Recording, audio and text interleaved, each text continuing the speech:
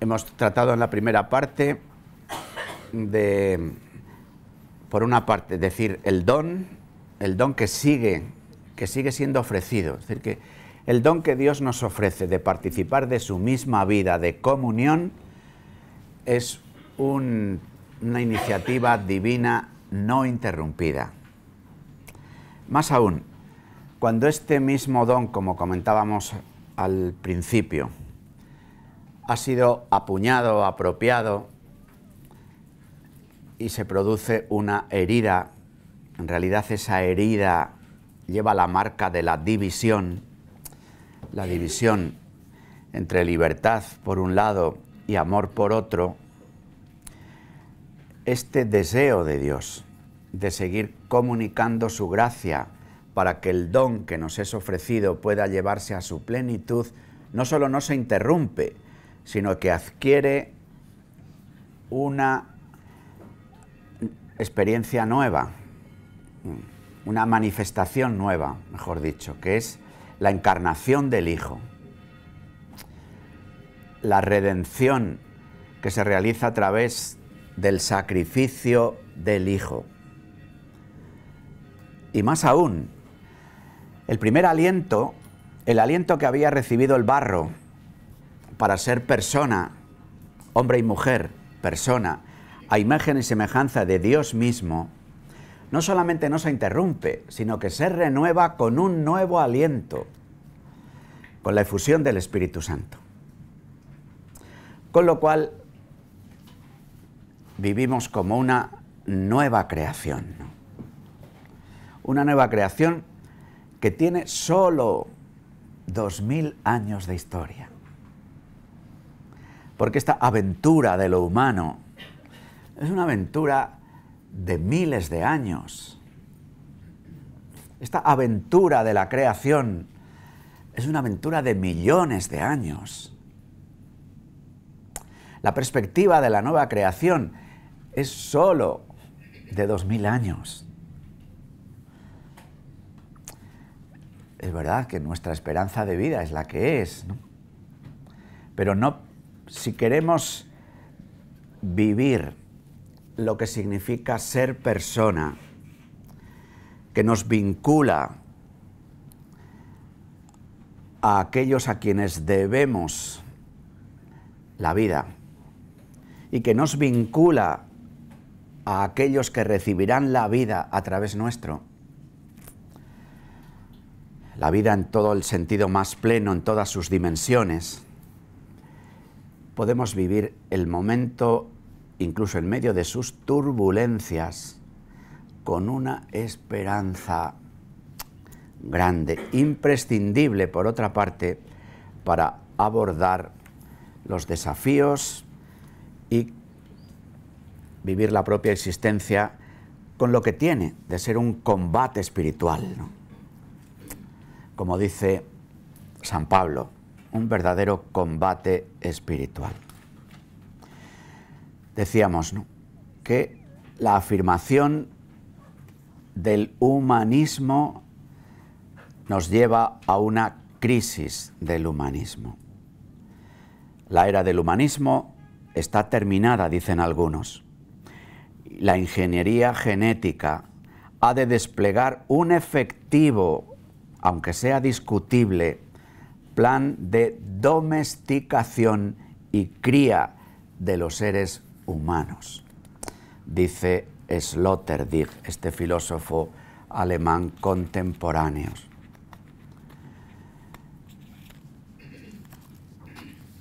Este, con otros autores, critica la falsedad de la división, dice él, entre cuerpo y alma, espíritu y materia, sujeto y objeto, libertad y mecanismos. Reclama una revisión, dice él, genético-técnica de la humanidad. Y sustituyamos los afanes que hemos tenido en el tiempo moderno, dice él, de las utopías de la justicia, sustituyamos las utopías de la justicia por las fantasías de la selección biopolítica. Pensemos que el verdadero territorio de la revolución, incluso para poder ajustar mejor la convivencia entre los humanos, es la biopolítica. Así, él habla de que es necesario ir dando cuerpo, él llama, a una antropotecnología, en el que pueda cambiarse, fijaros qué expresiones, el fatalismo del nacimiento por un nacimiento opcional y una selección prenatal. Son cosas que ya no nos parecen solo de los libros. Esto ya no es que se pueda hacer, es que se realiza. Dice, yo sé que al hablar de eugenismo, él es alemán, la memoria de los nazis es muy fuerte en Alemania, que al hablar de eugenismo escandalizo. Pero el eugenismo forma parte del pensamiento moderno, es la base misma del progresismo. El eugenismo es una idea de la izquierda clásica, retomada por los nacionalistas después de la Primera Guerra Mundial. Es el progresismo aplicado al terreno de la genética. Cada individuo razonable es eugenista en el momento que se casa. Cada mujer es eugenista si prefiere casarse con un hombre que posee cualidades favorables en su apariencia física. Es el eugenismo de todos los días que dice él para decir no nos escandalicemos por algo que, si bien él critica cómo los nazis llevaron a cabo sus planteamientos, pero estando en desacuerdo en alguno de sus medios, en realidad está de acuerdo en el planteamiento, en la necesidad de producir una selección biopolítica que tome el relevo a las utopías de justicia y que definitivamente pasen del dilema de si el hombre está en el centro o no está en el centro. Las estructuras de pensamiento prehumanísticas son desbordadas por el poshumanismo, menos en un aspecto, el afirmar que el hombre no es el centro. Pero no es Dios, sino que el nuevo centro estará marcado por la alianza entre los hombres y las máquinas. Así estamos llamados a hablar, dice este pensador, de los derechos cívicos de las máquinas. Porque el vertiginoso desarrollo tecnológico que se ha producido en el último siglo deja al humanismo sin respuestas adecuadas ante la aparición de las máquinas, cada vez más poderosas y parecidas en los hombres, y no solo por sus envolturas antropomórficas. Es un debate real hoy, en la crisis del estado del bienestar, si los robots tienen que ser dados de alta en la seguridad social o no, a la hora de que puedan ayudar a pagar las pensiones. O sea que quiero decir que son tipos de debate que ciertamente están. Algunos pueden ir más allá de una cuestión que pueda ser puramente funcional o de ejercicio fiscal y pensar que a determinado número de máquinas que han sustituido mano de obra, por decirlo así, que sea correcto que esas empresas tengan que pagar un tipo de impuestos, a que se hable de la cuota de seguridad social de los robots y que algunos amplíen a eso a decir también un cierto estatus, ¿no? Cuando Davos hace 2 años sacan sus conclusiones diciendo que para el año 2025 todo consejo de administración que se precie debería de tener una máquina inteligente a la hora de ayudar a la toma de decisiones para liberarse de las emociones y de los intereses de los humanos, como que la máquina, al ser programada, no tuviera los suyos. Pero bueno, entonces se habla ya de no solamente una cuestión de cotización, sino también de entrar a formar parte de instrumentos de decisión. lo cual supondría reconocer un estatus a esa máquina que estuviera en el Consejo de Administración y que, oyendo el debate de los que forman parte del Consejo, ella, con un montón de datos, de conocimientos y demás, pudiera ayudar a la toma de decisiones. Los hombres necesitan relacionarse entre ellos, pero también con las máquinas, también con los animales y las plantas, y deben aprender a tener una relación polivalente con el entorno, en lo cual también hay un aspecto que necesariamente hemos de abordar, ¿no? Un planteamiento de la ecología integral, como hace Francisco en Laudato Si, también nos habla de una relación con el planeta, por tanto con los animales y las plantas. Es verdad que haciendo una afirmación radical respecto a la distinción de la dignidad de la persona humana y lo que las plantas y los animales significan en la creación, que también tienen, podríamos decir, en su clave, una clave trinitaria para poder comprender el papel que juegan en el conjunto del plan de Dios en favor de la familia humana. Este paso, podríamos decir, entre el fracaso del humanismo y el poshumanismo está teniendo, mejor dicho, en la llamada ideología de género, el puente facilitador de este paso de la crisis del humanismo, del derrumbe del humanismo, de la aparición de antihumanismos, de la vuelta a las máscaras que decía yo antes, y hacer en la propia comprensión de lo humano una propuesta. Una propuesta que, como suele ocurrir en la mayoría de los debates antropológicos, partiendo de puntos de partida razonables, es decir, de la realidad de personas que puedan tener, por las causas que fueren, orientaciones sexuales diferentes, por las causas que fueren, una realidad, una problemática, una manera de plantearse la propia vida y las relaciones, las que fueren, desde el afirmar desde ahí la dignidad humana y desde la dignidad humana un principio de no discriminación, que desde la fuerte afirmación de la dignidad humana hemos constantemente que reafirmar la no discriminación, desde un planteamiento de leyes de no discriminación, de propuestas de no discriminación, se da el paso de forma muy natural, y no hay más que ver no solo los proyectos de ley, sino lo que ya son leyes en muchas de nuestras comunidades autónomas, que entrando por la puerta de la no discriminación han salido a la plaza pública ya como leyes con la entidad de verdaderas propuestas antropológicas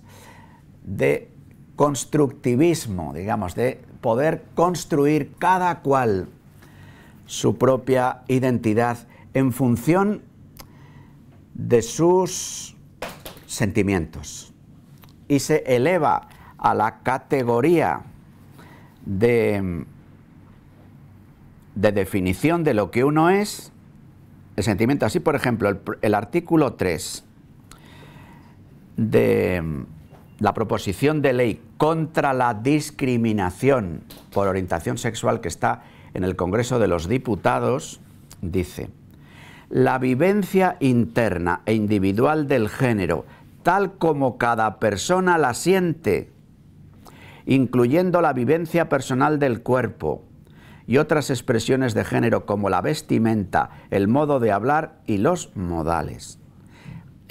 La identidad viene dado por el sentimiento de la persona. Dicha vivencia, dicho sentimiento puede involucrar la modificación de la apariencia, las máscaras, la modificación de la apariencia a través de medios médicos, quirúrgicos o de otra índole, siempre que la misma sea escogida libremente por la persona interesada. Aunque se habla aquí de medios médicos y quirúrgicos, luego la propia ley condena con rotundidad cualquiera que diga que porque intervienen médicos, porque haya tratamientos farmacológicos, porque sea necesaria una intervención quirúrgica, que eso tenga la menor referencia a una cuestión que pudiera tener que ver con una anomalía o con una, no digamos nada, enfermedad, ¿no?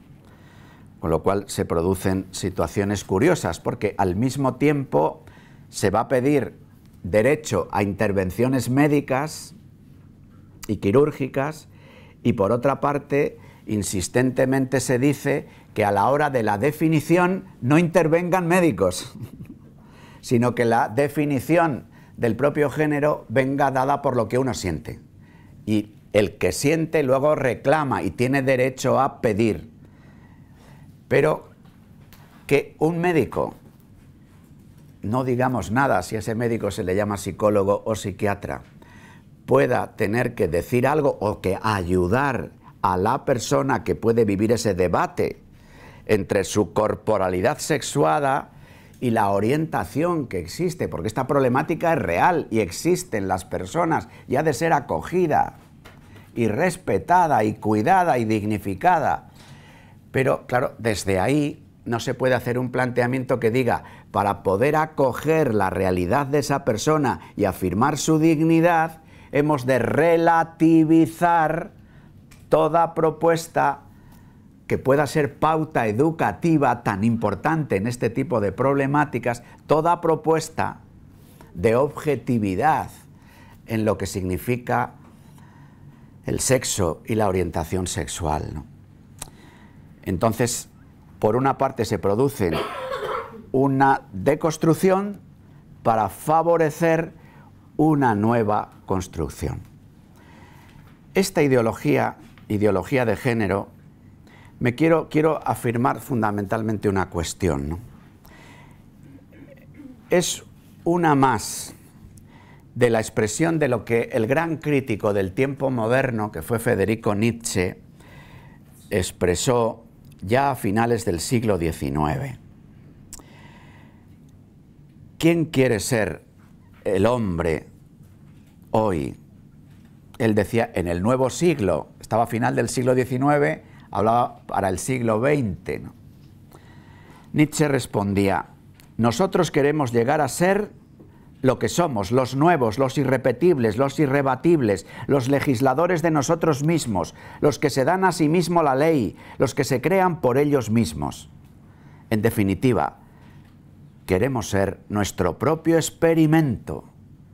Y las posibilidades tecnológicas, eso ya no lo dice Federico Nietzsche, abren la posibilidad de un experimento abismal, la muerte del sueño biológico y la aparición de un nuevo sujeto, sometido a la voluntad de poder en lo que se refiere a su cuerpo, con una distinción radical entre el sujeto y el cuerpo.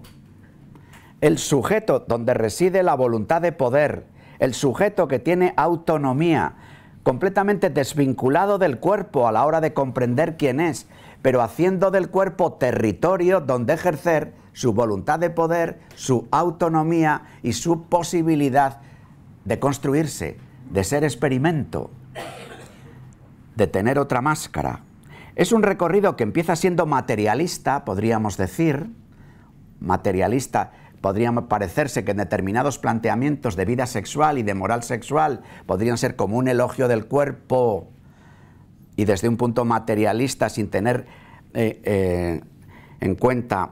En este sentido, los viejos espiritualismos y los nuevos convergen.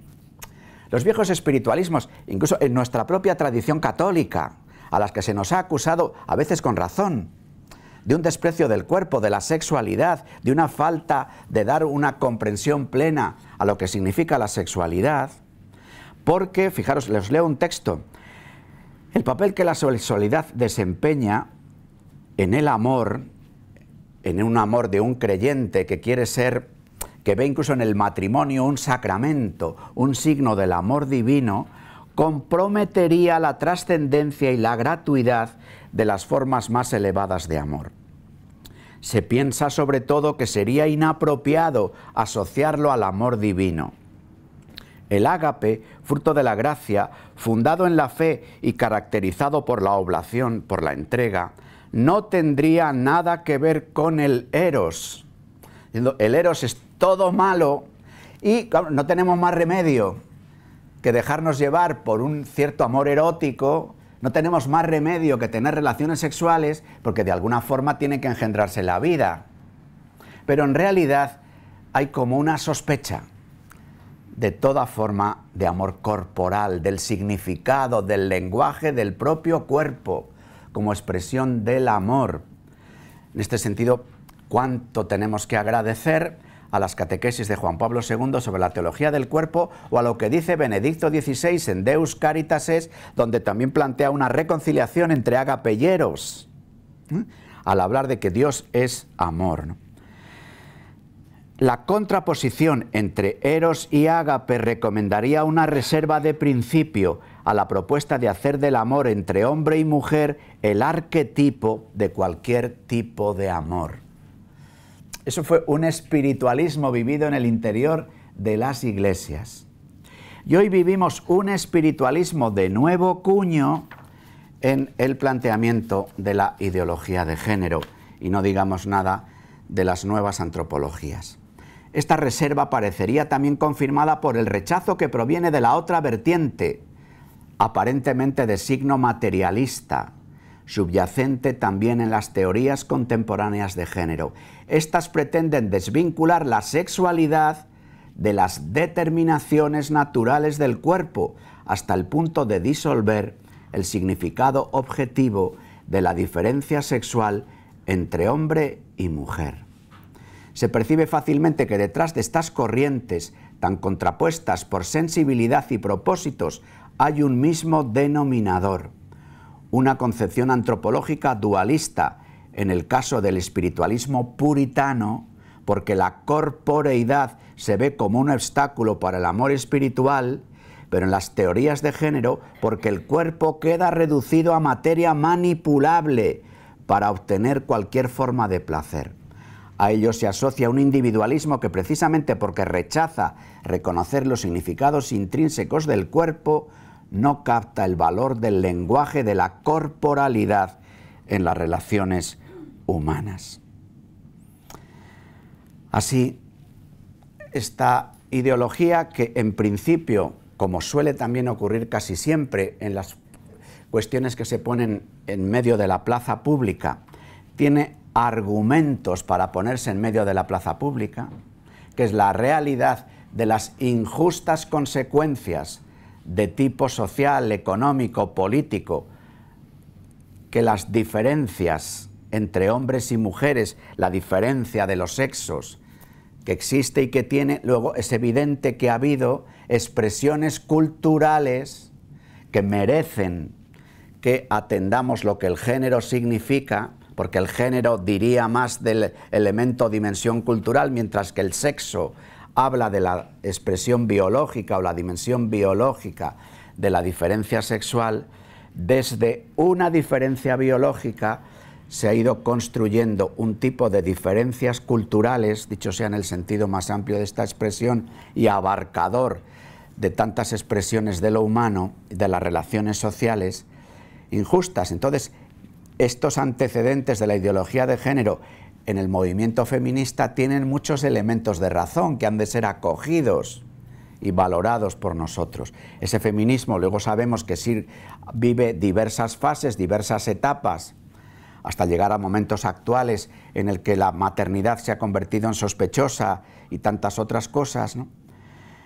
Pero lo que vamos viendo es que desde unos antecedentes poco a poco crece la despersonalización de la sexualidad. Primero por interpretaciones sociológicas de lo que significa el comportamiento sexual, y luego porque poco a poco la sexualidad se desvincula de la procreación, de la fecundidad, la sexualidad se desvincula del matrimonio, la sexualidad se desvincula del amor. En este proceso de deconstrucción de la persona, del matrimonio y de la familia, se postula primero la práctica de la sexualidad sin la apertura al don de los hijos, después la práctica de la sexualidad sin matrimonio, llamado amor libre, luego la práctica de la sexualidad sin amor. Luego el hecho de que puedan sustituirse la procreación por la reproducción, por la producción de hijos sin relación sexual, se va preparando, una separación tan radical entre el cuerpo y las opciones, las decisiones, los sentimientos de la persona, que el cuerpo ya no habla de la persona, de la complementariedad o reciprocidad sexual que expresa la vocación a la donación, la vocación al amor, sino que es un territorio más, un territorio privilegiado del ejercicio de la libertad.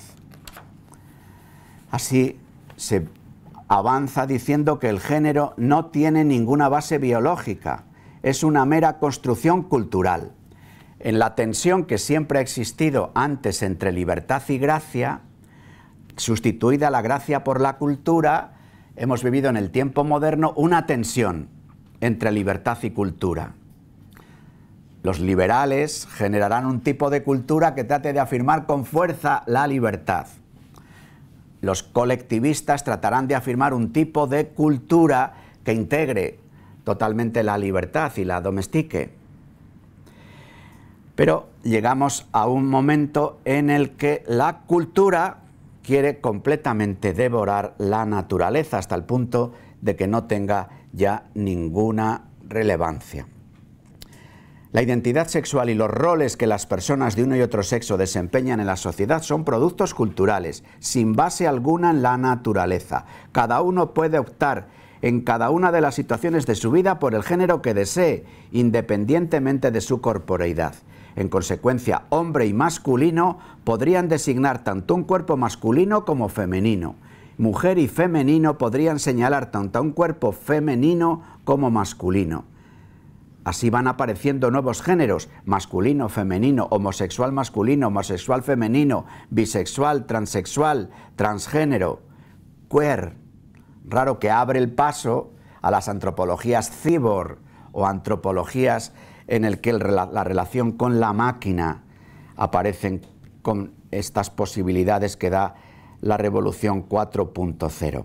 La sociedad atribuiría el rol de varón o de mujer mediante el proceso de socialización y educación de la familia.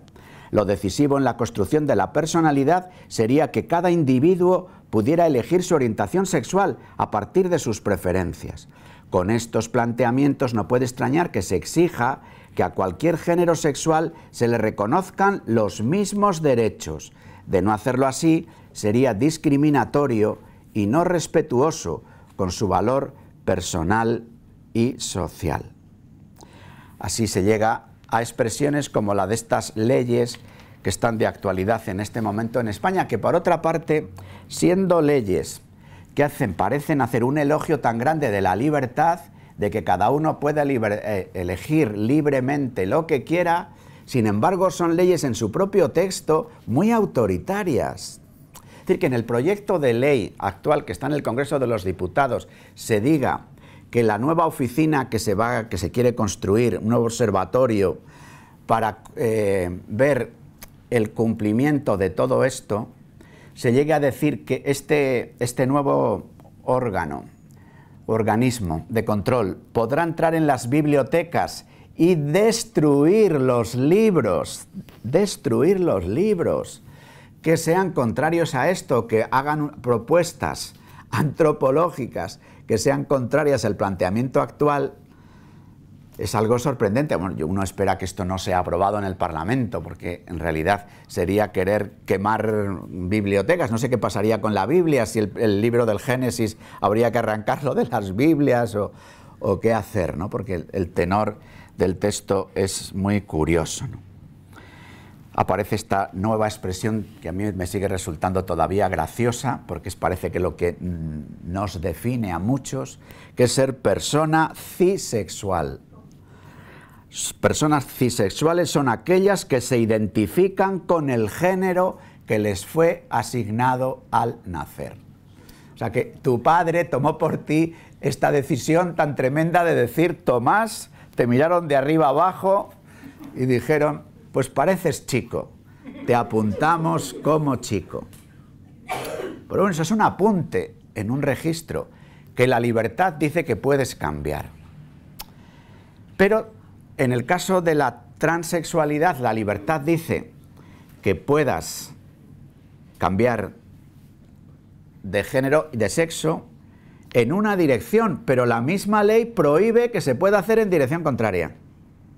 Es decir, que si uno ha tomado la decisión de cambiar de sexo A a sexo B y pasa un tiempo y dice, en el ejercicio de la misma libertad que se dice reconocer, quiero pasar ahora de ser de sexo B a sexo A, entonces no se puede. ¿Por qué no?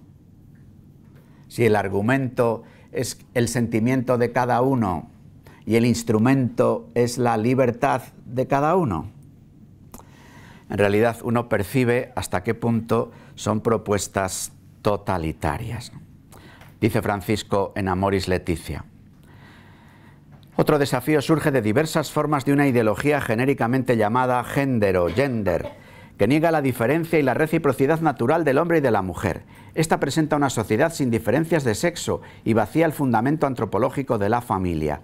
Esta ideología llega a proyectos educativos y directrices legislativas que promueven una identidad personal y una intimidad afectiva radicalmente desvinculadas de la diversidad biológica entre hombre y mujer.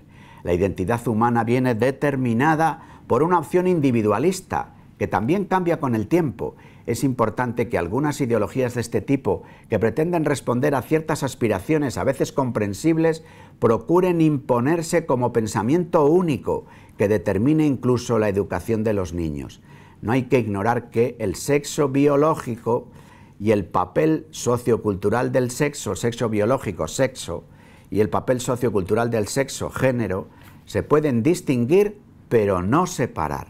El problema es mundial, la explotación de la creación y la explotación de las personas. Estamos viviendo un momento de aniquilación del hombre como imagen de Dios. Y cita luego al Papa Benedicto en otra intervención con los obispos de Polonia. Es la época del pecado contra Dios creador. En esta transición grande que es en la que estamos, nos abre paso al transhumanismo, que es la superación de lo humano, la tercera y última parte. Más allá de la ideología de género, el transhumanismo, la superación de lo humano. La ideología de género ha ido derivando hacia el movimiento queer, raro, que ya incluso en nuestra propia legislación, cuando habla de las definiciones, este proyecto de ley incorpora, como cada vez se va organizando una sigla más, era movimiento LGTBI, y ahora ponen, después de I, ponen un más, no sé si os habéis dado cuenta. Porque ya no quieren poner otra palabra porque dicen dentro de un rato vamos a tener que añadir otra. Entonces en la jerga de este tipo de movimientos y en los papeles ponen LGTBI y un más en la que se incorporan pues nuevas modalidades, ¿no? Entonces que de alguna forma algunos en vez de poner el más ponen una Q pequeña, como del movimiento raro, queer, es decir, cualquier tipo de expresión, por rara que parezca. Esto es lo que enlaza ya con los transhumanismos de corte de alianza con las máquinas, la teoría cyborg que llaman algunos, ¿no? Algunos autores hablan de la tecnorredención de los cuerpos. Si hemos desechado de nuestro horizonte el que haya un redentor, si hemos también perdido la confianza en sistemas sociales que prometían la redención, en sistemas sociales de corte mesiánico, como los nazismos, los totalitarismos, los comunismos del siglo XX, si ya no nos redime un Dios y si ya no nos redimen los hombres organizados, los sistemas sociales, las ideologías, hemos de buscar la redención en la tecnología. Son las diferentes y variantes propuestas del transhumanismo, que supone la posibilidad de mejorar tecnológicamente a los seres humanos, cosa que en principio valoramos. Es decir, yo llevo gafas, que es una mejora tecnológica de mi capacidad de visión. Yo llevo 2 audífonos, que es una mejora tecnológica. Utilizamos, es verdad que esto está fuera, unos altavoces. El asunto es que esta mejora tecnológica de los seres humanos está pasando de mejora en lo que pudieran ser determinadas funciones, determinados aspectos sensoriales, a una mejora que tiene que ver con una transformación de la propia identidad. Porque la mejora tecnológica de los seres humanos como individuos y como sociedad pasa por la manipulación como especie biológica, abrazando el sueño de abandonar y superar la precariedad de la existencia orgánica, que es una existencia frágil, que nos ponemos enfermos, que tenemos necesidad de dormir, de comer, de descomer, que nos morimos. La construcción constructivista del sexo, propia de la ideología de género, es asumida y prolongada en las teorías queer, raro y en las nuevas propuestas antropotecnológicas, sobre la base de que el género es performativo y se construye constantemente. Se está proclamando ya entre nosotros y aparece asumido por nuestros contemporáneos, por muchos de nuestros conciudadanos, que la identidad es variable y que depende de la voluntad del sujeto. Este presupuesto, que lleva necesariamente a la disolución de la identidad sexual y de género, conduce también a defender su transgresión permanente, a convertir el género en parodia, para acabar con el sexo y establecer un nuevo orden a la medida de las transgresiones, por un lado, o a la medida de las nuevas posibilidades que dan las máquinas, por otro. Así, este organismo cibernético, híbrido de máquina y organismo corporal, tiene como objetivos, primero, la emancipación del cuerpo, cambiar el orden significante de la corporalidad, eliminar la naturaleza. Se trata de ir a una sociedad sin sexos y sin géneros, donde la vida pueda ser cultivada como si de otra mercancía se tratara, ¿no? En la que el ideal del nuevo ser humano estaría representado por una hibridación que rompiera la estructura dual, hombre-mujer, masculino-femenino, una sociedad, por tanto, sin reproducción sexual, sin paternidad y sin maternidad. La sociedad así construida estaría confiada únicamente a la ciencia, a la biomedicina, a la biotecnología y la ingeniería genética. El origen y final del existir humano se debería solo a la acción de la ciencia y de la tecnología, las cuales permitirían lograr este transhumanismo en el que quedaría superada la propia naturaleza, poshumanismo.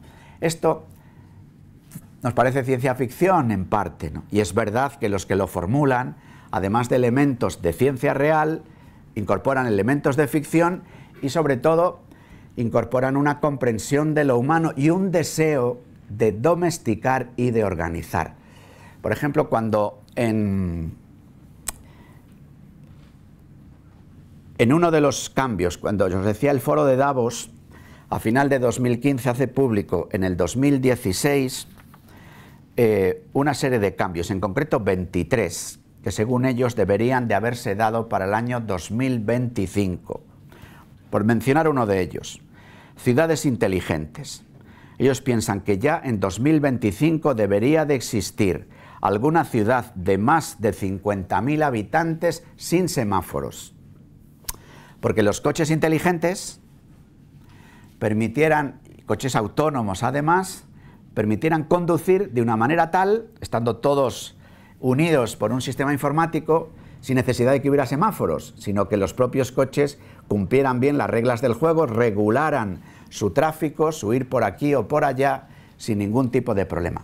Desde un comentario que se hace a este posible cambio, de una organización eficiente del tráfico, liberada de las veleidades de los humanos, que bebemos o no bebemos, o nos distraemos, o miramos al móvil, o decidimos caminar de una forma o de otra, dicen, en realidad, esto que pasa con el tráfico de las ciudades, podría pasar con todo. Con lo cual, igual que hay ciudades sin semáforos, podría haber ciudades sin policías. Porque de alguna forma, el control de cada sujeto fuese tal, el saber dónde estás y qué haces con un aparato que se te puede implantar, pues permitiría el poder organizar la vida social con menos problemas, porque estaríamos controlados. De alguna forma, este tipo de utopía de control ha estado siempre entre los humanos, ¿eh? A veces ha tomado la forma de sociedades fuertemente militarizadas, ha tomado la forma de sociedades controladas a través del comisario político de turno viviendo en cada piso.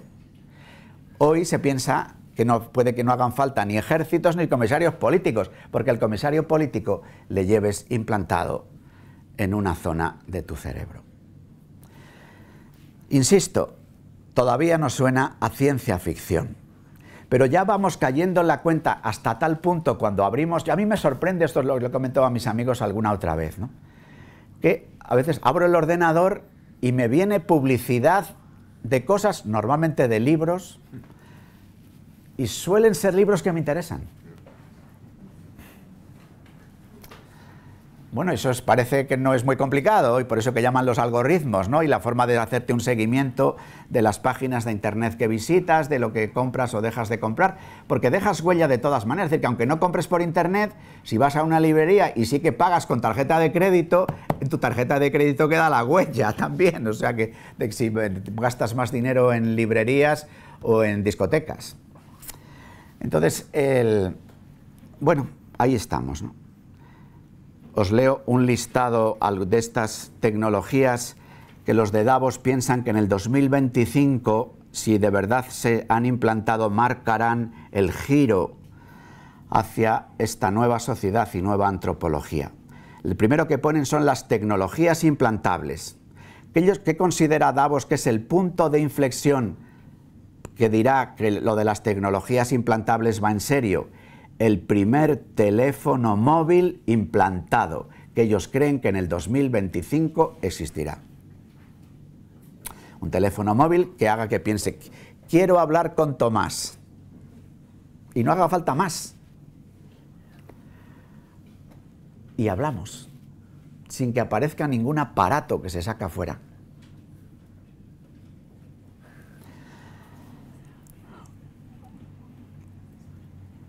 A la hora de facilitar esta gran interconexión mundial, dicen, en el 2025 el 80% de las personas deberán tener presencia digital en Internet. La visión como nueva pantalla, las gafas. Las gafas, y no solo las gafas, sino la posibilidad de implantes dentro del sistema de visión. Dicen estos de Davos, en el 2025 el 10% de las gafas de lectura estarán conectadas a Internet. Eso tiene que ver con la realidad aumentada y que yo venga a hacer turismo como Pablo ayer por Madrid y que entre en el Museo Thyssen con sus gafas conectadas y viendo un cuadro, inmediatamente las propias gafas permitan tener información del autor del cuadro, de cómo se hizo, de la familia del autor del cuadro, de las peripecias del cuadro, de la baronesa Thyssen y de su marido cuando compraron el cuadro y lo que haga falta. Esto tampoco es ciencia ficción ya, ¿verdad? Estas cosas pueden ser. Ellos piensan que en el 2025 el 10%, el Internet para vestir. Lo mismo, en el 2025 el 10% de las personas usarán ropa conectada a Internet. Bueno, y así van diciendo cosas. Ellos sí terminan diciendo, ellos terminan diciendo, esto nos aboca a un debate ético. Fijaros el texto de Davos. Nos encontramos al principio de una revolución que está cambiando de manera fundamental la forma de vivir, de trabajar y de relacionarnos unos con otros. La nueva revolución tecnológica supone nada menos que una transformación de la humanidad en el horizonte del transhumanismo. Se basa en la revolución digital y combina múltiples tecnologías que están llamando a cambios de paradigmas sin precedentes en la economía, la sociedad y las personas. No solo está cambiando el qué y el cómo hacer las cosas, sino el quiénes somos. y está engendrando dos tipos de hombres. Los superhombres, que creen que ha llegado la hora de ser como dioses, y los infrahombres descartables. Lo de los infrahombres descartables no es una previsión, es una realidad. No lo de infrahombre, porque la dignidad de todos es afirmada, pero lo del descarte, bueno, el Papa Francisco se ha cansado de utilizar esta expresión, ¿no? Las sorprendentes innovaciones provocadas por la cuarta revolución industrial, desde la biotecnología hasta la inteligencia artificial, están redefiniendo lo que significa ser humano. Están empujando los umbrales actuales de la longevidad, la salud y las capacidades de un modo que antes estaba reservado a la ciencia ficción. Libro Cuarta Revolución Industrial, autor el coordinador, secretario, fundador, impulsor del Foro de Davos. Escribe este libro basándose en las reflexiones y en el informe conclusivo del foro que tuvo lugar en enero de 2016. El libro está publicado.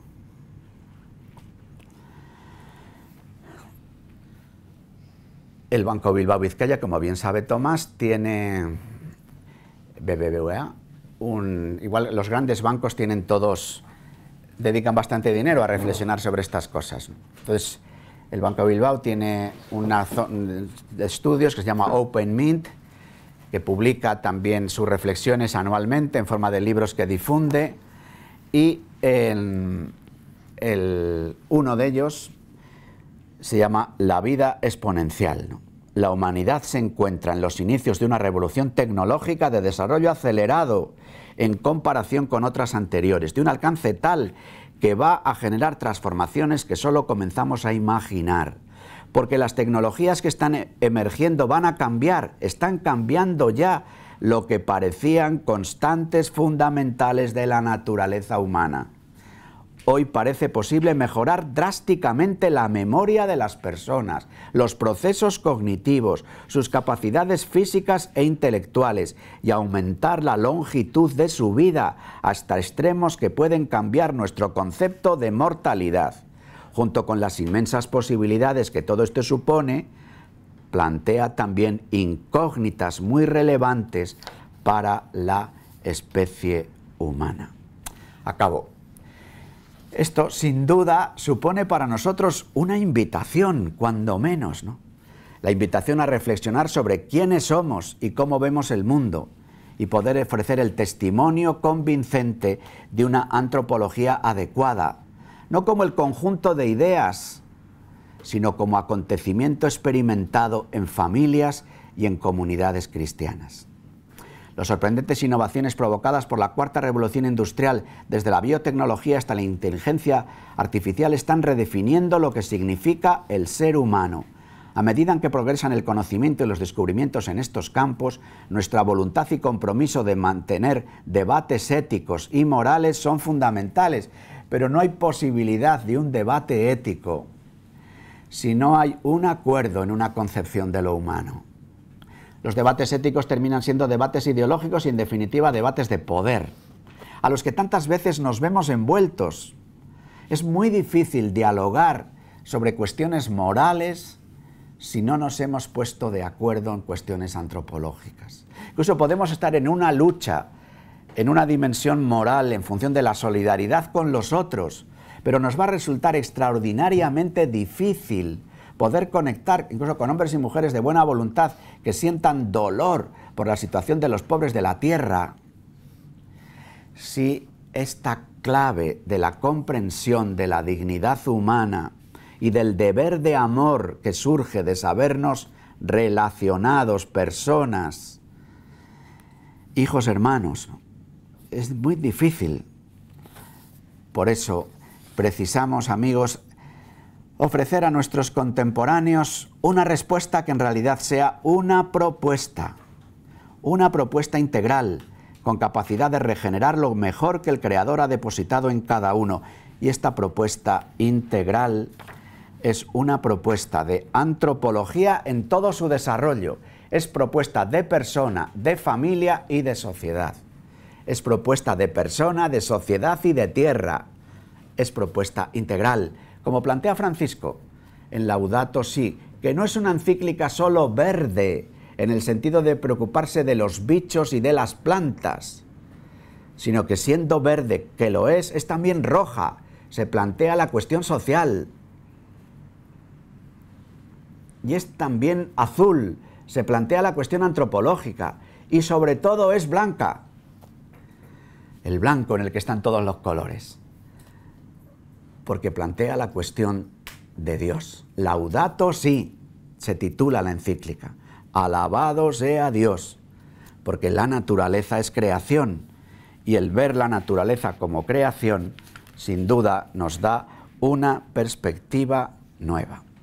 Pues bien, con esta invitación a hacer esta propuesta, que para algunos hermanos pueda ser respuesta, de persona, de familia y de sociedad, porque esta es la clave de la doctrina social de la Iglesia, que la afirmación de la persona tiene un despliegue.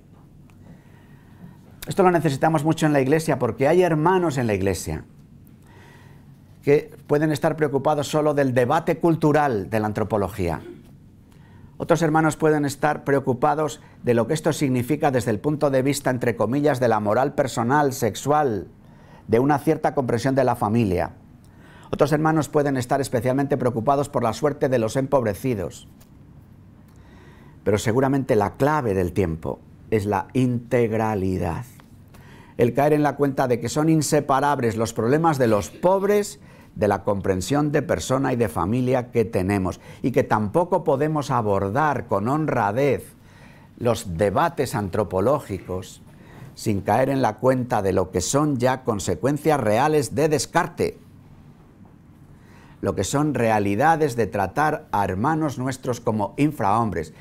Ahora, cuando ya para tanto se ha perdido una resonancia ética, la que hemos heredado del llamado judeocristianismo, que muchos de nuestros contemporáneos no creyentes todavía mantienen, pero cada vez menos, cuando ha desaparecido ese dique, ya no hay problemas en poder decir y decir por escrito que estas propuestas que parecen de ciencia ficción, que necesariamente no son para todos, y que hay gente que sobra. Claro, como matar a alguien sigue siendo duro, aunque se haga, si hay gente que sobra, lo primero que hay que hacer es favorecer que no nazca. Y en esta historia venimos ya desde hace tiempo, ¿no? Con programas vinculados a ayudas sociales, programas contraconceptivos, antinatalistas, esterilizadores. Claro, empezamos a tocar con las manos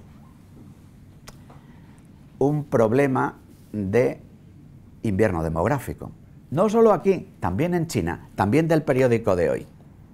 Los chinos están preocupados porque en sus planes quinquenales, que siguen manteniendo, tenían en el último plan quinquenal, ahora el Partido Comunista ha tenido un congreso hace poco, el que tenía que haber tantos nacimientos cada año, después de que aprobaron, porque tuvieron restringido al tener solo un hijo, por pareja. Han autorizado 2. Nada más autorizar 2 los primeros 2 años. Hubo mucha gente que se apuntó porque querían tener un segundo hijo y cumplieron el objetivo. Pero en los 3 años siguientes del plan quinquenal ya no le han cumplido. Los propios hombres y mujeres chinos dicen: no, los hijos nos estorban. Bueno, nos estorban. O tenemos unas condiciones laborales que hacen complicado. Y además tenemos unas expectativas de consumo, de viajes, de esto, de lo otro. Entonces ya tampoco China cumple los objetivos demográficos. También China tiene problemas de envejecimiento. Que digamos de la vieja Europa, que digamos especialmente en la vieja Europa de los países del sur, los católicos. Por eso, amigos, ánimo pues. Beni lumen cordium. Pues muchas gracias, Luis.